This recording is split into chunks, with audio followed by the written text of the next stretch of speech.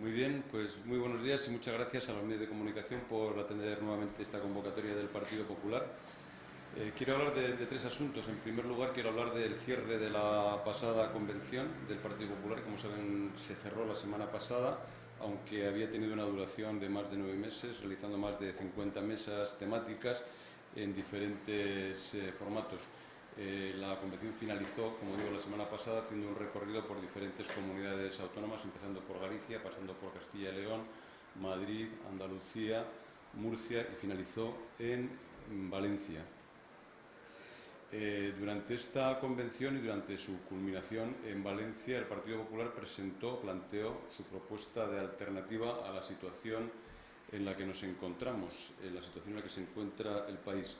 Al margen de la situación del mercado energético y de la falta de regeneración del mercado laboral, a pesar de las informaciones del Gobierno, ayer conocimos una nueva iniciativa del Gobierno en lo que se refiere a la regulación del mercado del alquiler, que viene motivada por la necesidad del Partido Socialista y de Pedro Sánchez de garantizarse la aprobación o la gestión de los presupuestos, el trámite de los presupuestos en el Congreso, y tiene que hacer sucesivamente concesiones. Todo esto se mueve en un continuo vaivén de decisiones precipitadas, algunas de las cuales pues, son tan extemporáneas como la que planteó ayer el presidente del Gobierno, de una dotación de 250 euros mensuales para la subvención del alquiler, que al parecer fue improvisada durante su misma rueda de prensa, sin que haya constancia de que los otros miembros del Gobierno estuviesen al tanto. Todo ello obedece a las demandas, a las necesidades que tiene el señor Sánchez de atender a las demandas, por una parte, del ala comunista del Gobierno, representada por Unidas Podemos y en este momento encabezada por la ministra Díaz,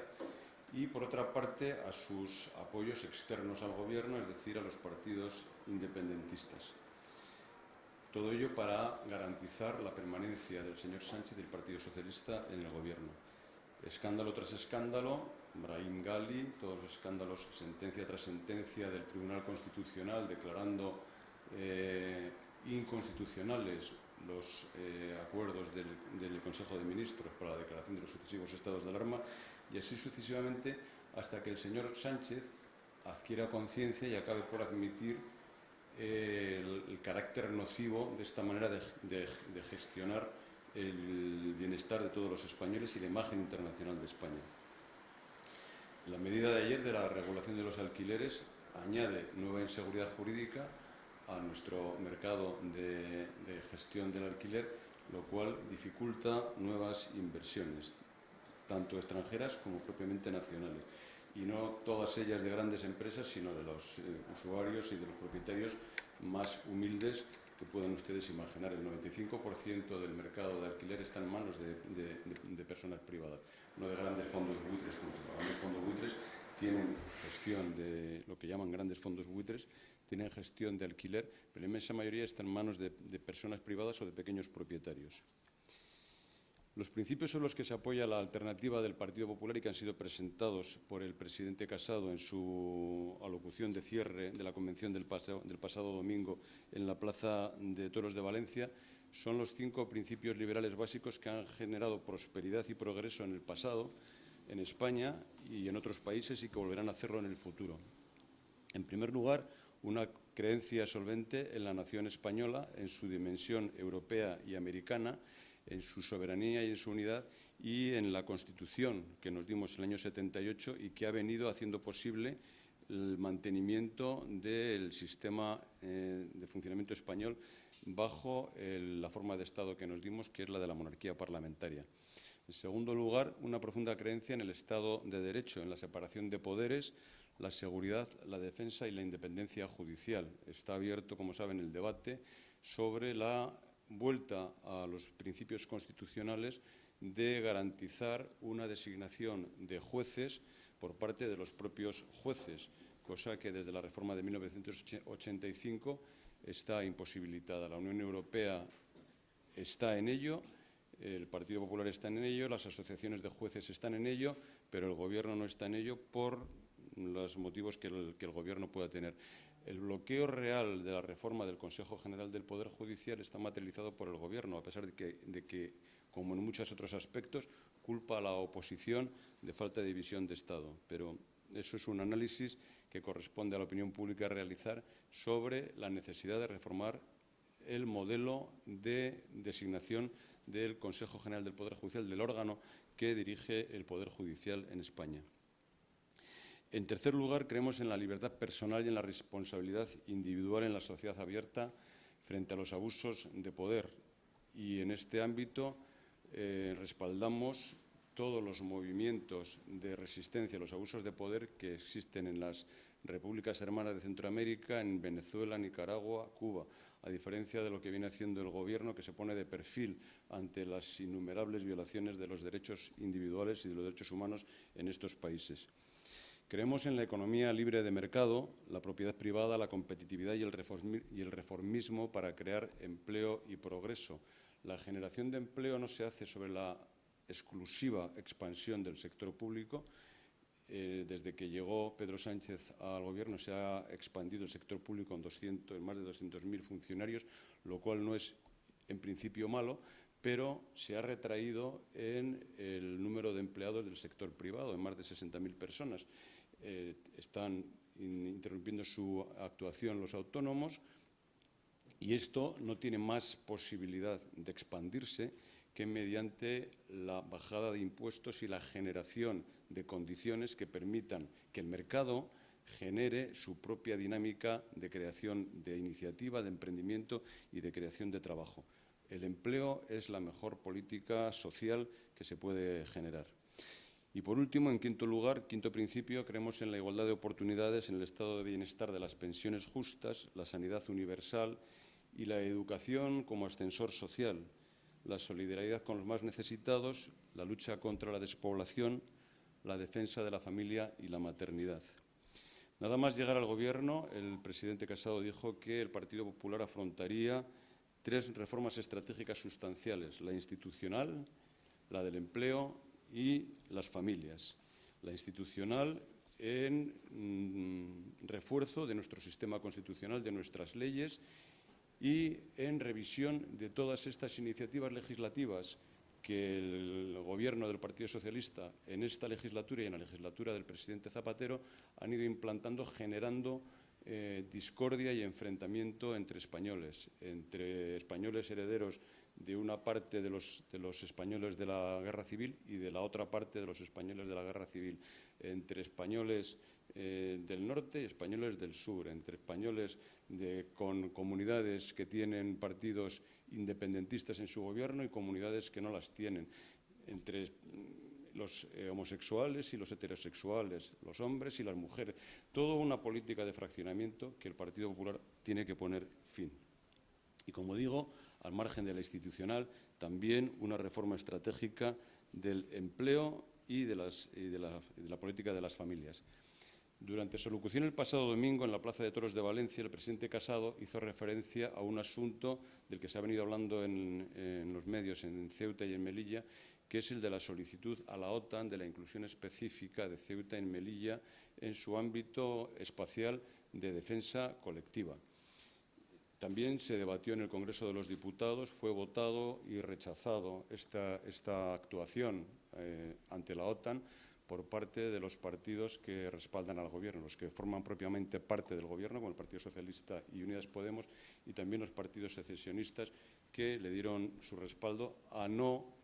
presentar ante la OTAN esta demanda de inclusión. Sobre esto me gustaría ser claro para que la ciudadanía no esté excesivamente preocupada por este asunto. Es un asunto de redacción del texto. Ceuta y Melilla están defendidas por el artículo 5 del Tratado de la OTAN de defensa colectiva. Pero hay una carencia de manifestación específica y lo que proponemos es que esa carencia, esa anomalía de redacción que se debe a que España se incorporó 33 años después de firmado el Tratado del Atlántico Norte y se hacía referencia a las islas al norte del Trópico de Cáncer, lo cual incluye a Canarias, pero no a Ceuta y Melilla, pues se subsanase esa deficiencia de redacción. Sucesivas evoluciones del concepto estratégico de la OTAN han ido ampliando este aspecto formal y hoy por hoy no hay por qué plantearse o temer que Ceuta y Melilla no estén acogidas a la invocación de defensa colectiva que recoge el artículo 5 del Tratado del Atlántico Norte. Me gustaría decir que la OTAN es una alianza defensiva que en su tratado fundacional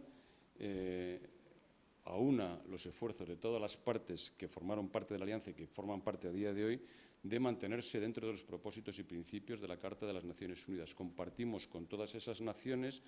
los principios de la democracia, de los derechos individuales y del imperio de la ley. Mientras nos mantengamos en estos principios, estamos en los principios del mundo del que formamos parte y con el que compartimos todos estos principios. Y no tenemos por qué temer que haya desencuentros ni malos entendidos. Si abandonamos estos principios y no hacemos condenas claras sobre las vulneraciones de derechos fundamentales en alguna parte del mundo, pues empezaremos quizá a tener problemas. Lo que el Partido Popular pretende con esta solicitud al Gobierno de España de que ante la OTAN se manifieste esta necesidad de incluir específicamente a Ceuta y Melilla, más que garantizar la defensa de Ceuta y Melilla, que creemos que lo está, es la de ratificar el compromiso mutuo de, por nuestra parte, ser socios y aliados fiables de la Alianza Atlántica y por parte de la Alianza Atlántica corresponder de la misma manera con nosotros. El artículo 6 describe las delimitaciones territoriales en su primer párrafo y dice lo que digo de las islas, pero en su segundo párrafo dice que las fuerzas, todo ataque contra fuerzas desplegadas en el Mediterráneo al norte del Trópico de Cáncer será un ataque contra todos los miembros de la Alianza, con lo cual, implícitamente o tácitamente, las fuerzas desplegadas en Ceuta y Melilla garantizan ese ejercicio de defensa colectiva. Pero, como digo, en el primer párrafo de ese artículo 6 no está acogida específicamente y propugnamos que se acoja específicamente. Pero, insisto, la invocación a la corrección de esta anomalía de redacción tiene por objetivo una ratificación del compromiso mutuo de defensa. Y, por último, para terminar, antes de ponerme a su disposición, me gustaría hacer referencia a algo que se sustanció ayer en los medios y que fue un planteamiento de una asociación de padres del Colegio de Educación Especial Reina Sofía sobre las dificultades para el transporte adaptado de sus niños. Venimos manteniendo con esta asociación de madres y padres contacto desde hace más de 2 años para hablar de este asunto. Se sustanció el contrato que atendió la COA adquiriendo un autobús específico que adquirió para el curso 19-20 y se utilizó durante el 2021. Pero ahora, después de la pandemia, al parecer, el número de niños que hacen uso, que requieren el uso de este autobús adaptado, que solo tiene plazas para 8 sillas, aquel del que dispone la COA y en el que hizo una inversión importante, que tiene que verse correspondida con la contratación en curso, pues se ha quedado corto. Entonces, nosotros instamos a la Administración, a la Dirección Provincial de Educación, a que interactúe con los padres de estos niños que necesitan este transporte adaptado, porque ellos hablan en principio de necesidades. Nosotros hemos hablado con el presidente, con el señor Casares, que compareció ayer ante los medios de comunicación, y él habla, pues, si es posible sustituir el autobús de 8 sillas que comparten con otros niños de transporte no adaptado por 2 microbuses específicos para los de 8 sillas, que sean más pequeños, pero en el que puedan caber más niños, o adaptar el horario para estos niños para que su incorporación al centro de educación sea más tardío, a fin de no tener que levantarles demasiado temprano para hacer los 2 turnos de rotación que hacen ahora mismo, o reforzar el aula matinal del Colegio Educación Especial. Nosotros respaldamos el principio que estableció ayer, que manifestó ayer el señor Casares, de que los niños nunca deben ser munición política, y nosotros no queremos utilizar este caso como munición política, acusando de desgana ni de falta de actuación a nadie, ni por supuesto no a la COA, que hizo un esfuerzo para adquirir el transporte específico de estas características hace 2 años, ni a la Dirección Provincial de Educación. Instamos a que haya entendimiento, que haya colaboración, conversación y que atiendan las necesidades de los padres, que cuando las plantean el que los niños se levanten a las 6:30 y tengan que hacer esas esperas a lo mejor durante largo tiempo en el colegio, no siendo adecuadamente atendidos durante los periodos de espera a que llegue el segundo turno, etcétera, pues que atiendan esas solicitudes, esas demandas de las asociaciones de padres y busquen una solución, como siempre, específica para Melilla,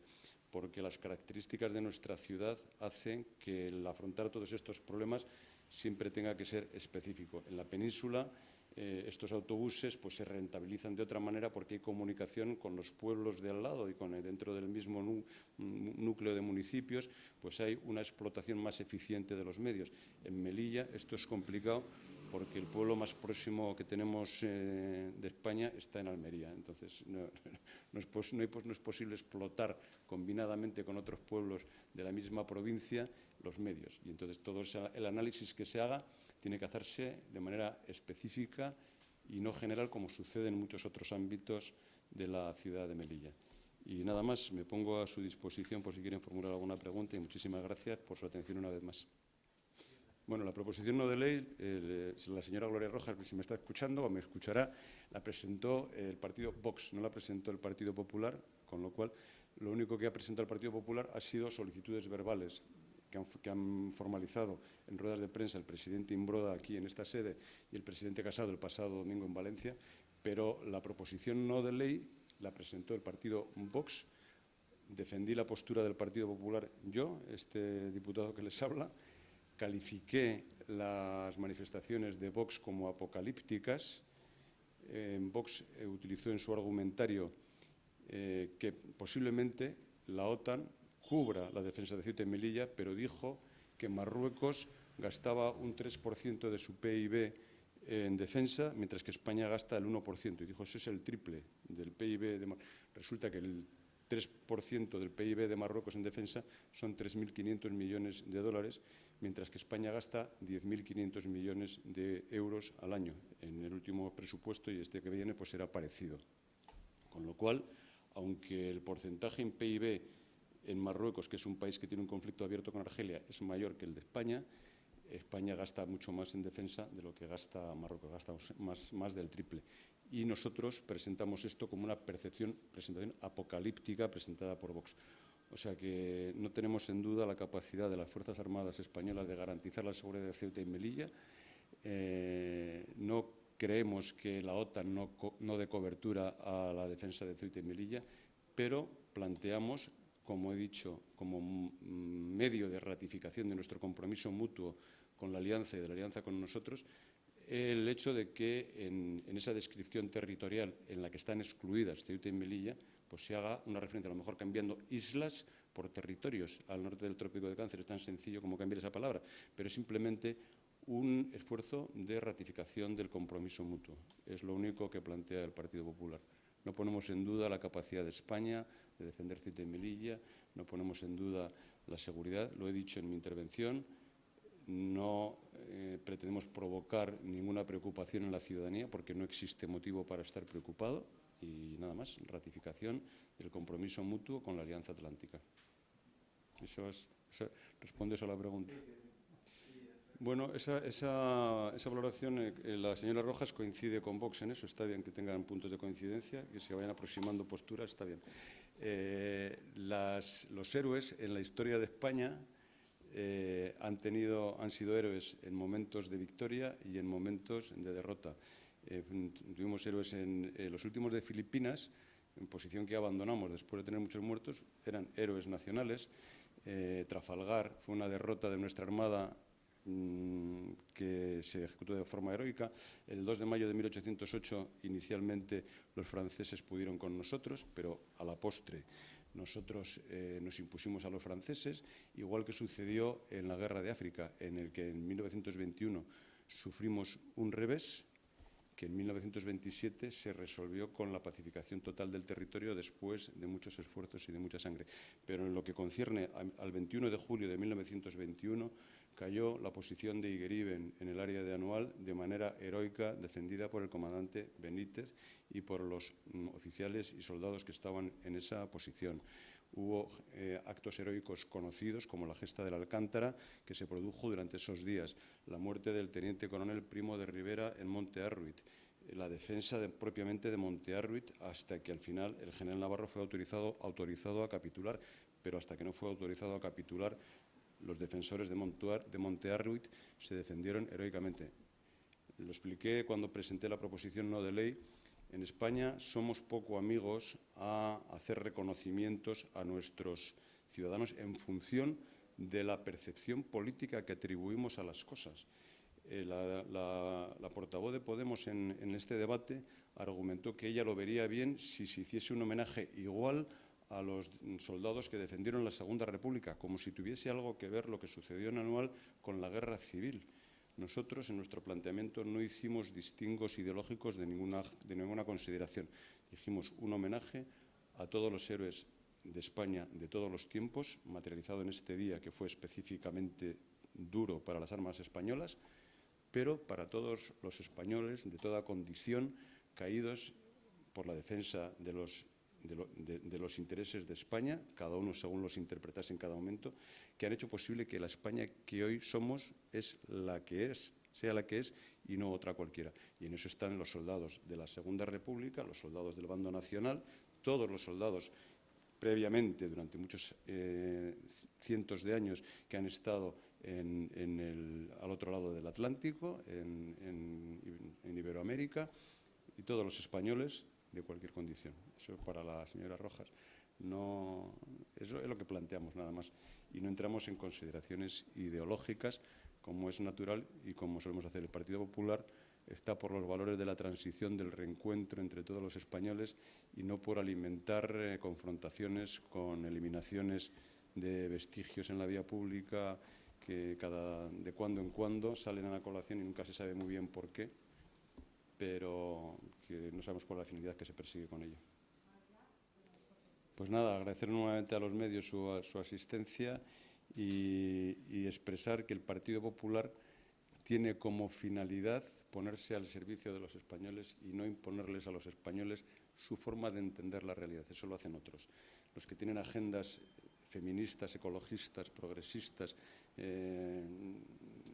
para que los españoles evolucionen en una dirección determinada según ellos entienden que tienen que evolucionar, son otros. Nosotros queremos servir a todos los españoles. El presidente Casado lo dijo el otro día. Su aspiración es reducir el volumen del Gobierno a la mínima expresión, pero que el Gobierno sea propiedad de los 47 millones de españoles, que no haya un Gobierno que gobierne para unos y se olvide de los otros, o peor aún, que gobierne contra los otros. Hay que gobernar para todos los españoles y eso es lo que pretende hacer el Partido Popular. Muchísimas gracias y muy buenos días. Nada más.